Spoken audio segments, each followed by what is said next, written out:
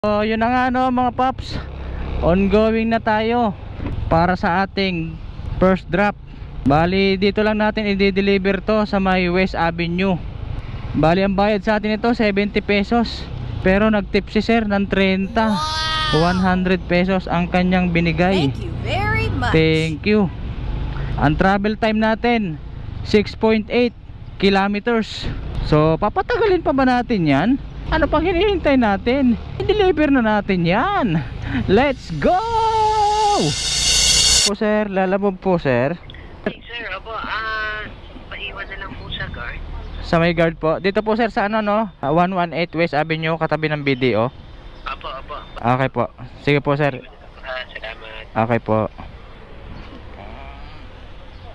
Ay!